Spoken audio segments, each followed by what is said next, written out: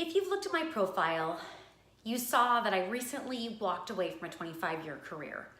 And I've alluded to a lack in leadership, but today I want to give a condensed version of that story because I just think it's so important that if there's someone out there that's experiencing something similar or seeing something similar, I'm encouraging you to use your voice. We need to use our voices, especially as women. So what happened was, for the past 17 years, I've been an educational coach, a mentor. I've had dozens, if not hundreds of hours of training and cognitive coaching, and I walk right alongside these new teachers as they're going in their first 2 years of teaching. And this year, I was so fortunate, one of my teachers had been my former kindergarten student. I had had her when I taught kindergarten 20 years ago. She was in my class. And her mom reached out to me and asked if I could be her coach. So I made that happen.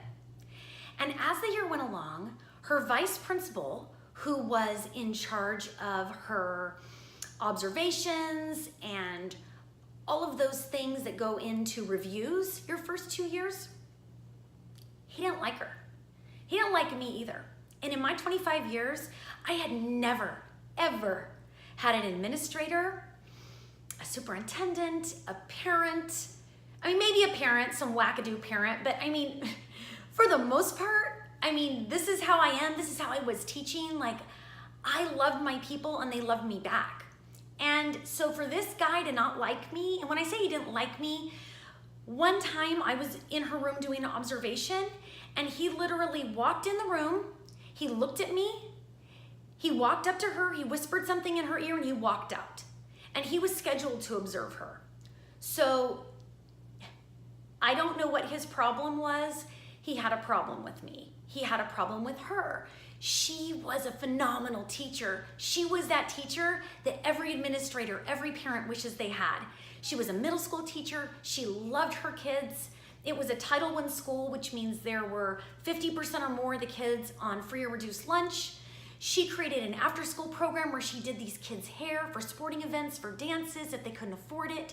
She had a kindness box in the back of the room where if she saw a kid doing something kind, they would write it down and then she would give them shout outs. She celebrated birthdays. She was that teacher that we all want our kids to have. And so I didn't understand why he had an issue with her. And these are some things that he would do. He would see her out, and with nobody else around, he would say, "You're too confident. Take it down a notch. You don't smile enough. You're a rookie. Act like one." These things that are totally inappropriate. I didn't know what to do. This was the first time I'd ever, as a coach, experienced something like this. I asked her if she wanted me to meet with him, and she was adamant. She said, no, he will retaliate. And in California, your first 2 years of teaching, you can get let go for any reason. They don't need to give you a reason. So her concern was a valid one. And I didn't schedule a meeting with him. What I did was I called my supervisor, who was a female, and I explained what was going on.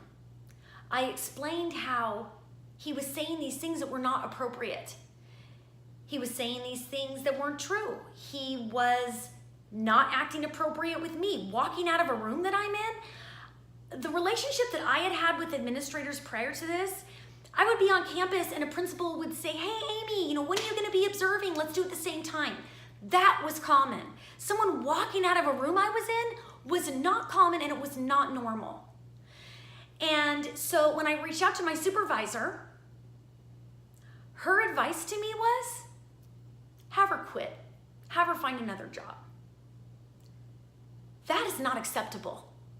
This is 2018. Why on earth would someone tell me to advise her to find another job? She loved her students. She loved this school. She loved the town. She went to the school. She loved her staff. The only thing she didn't love was his VP.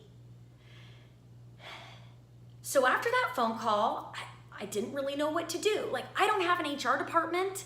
I had a supervisor and then I had her supervisor. I didn't have anything else. So what happened next? After he walked out of the room when I was in there and he rescheduled an observation with her, he sent her an email and it said, "We need to reschedule. I will not observe you on a day that your coach is on campus." That gave me a sick feeling in my stomach.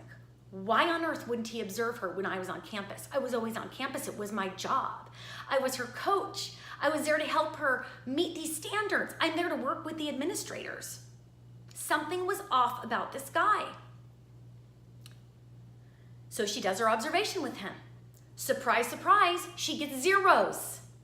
Zeros in categories that were insane, like a category about creating a safe environment for her students, which I've already explained. It wasn't just a safe environment, it was a thriving environment. So she gets this observation, she calls me crying. I call my supervisor, another female that I had at one time admired. And I said, "Hey, here's what's going on. I have to meet with this guy. I don't want to meet with him alone. I don't feel comfortable with him. He walked out of a room I was in. He lied on our observation. Can I please have you come with me? Or I can have the other person come with me, or even just another coach come with me, just so that I have another person in the room so that he can't make something up." And do you want to know what my supervisor told me? She laughed and said, "Yeah, no, not gonna happen." And that broke my heart. Why are we not supporting women? Why are we not supporting a woman that says, "I don't feel comfortable with this man. Come with me to this meeting, please. Something is off." So I said, "Well, I'm not meeting with him alone. What would you like me to do?" And her advice was for me to send him an email. So I did. I constructed a very professional email, even though I did not respect this man. I thought he was off. I didn't know what his problem was, but I said, "Dear so-and-so, I noticed that my teacher, her scores went from 4s at the beginning of the year to 0s. As her coach, I would love to know what you're seeing that you need her to work on so I can bridge that gap and get her from here to where you want her to be. Feel free to email me. Feel free to call me. I'd like to work together so that we can solve this problem." Send it off. The next day, my teacher calls me, sobbing. She got fired. She got let go. And that, people, is when I decided that this was something bigger than just me. And I needed to use my voice, and I needed to take action, and I needed to quit. Because that is not okay. None of that is okay. And not only did I quit, I made a video about this exact thing that I'm doing right now, and I put it on my private Facebook page. And that video got 4,000 views. It got like 40 shares. It went nationwide. And I had women from all over reaching out to me, messaging me, calling me, asking me to go for coffee. And they also had a bully administrator. So I'm just saying today, I want to tell you this story because I want anybody out there that sees a really bad leader out there doing this kind of stuff to someone out there, please speak up. Speak up. If you stand back and do nothing, you're part of the problem. We need to speak up. And why I spoke up was just as much for that teacher as it was for my daughter, my 15-year-old, who's going to be in the workplace. And I just kept thinking, if this was my daughter and nobody spoke up, what would I do? So I spoke up for my daughter too, and I spoke up for your daughters, and I need you to speak up for all of our daughters too. And so that is why I quit. That is why my bio reads how it does. That is why I'm on this new journey, this amazing journey, this phenomenal journey that I'm meant to be on. But I did something really scary, and I took a stand, and I'm just encouraging you to as well. I am. Together we can make a difference. We can. We can do better. We can expect more out of our leaders. We can expect more.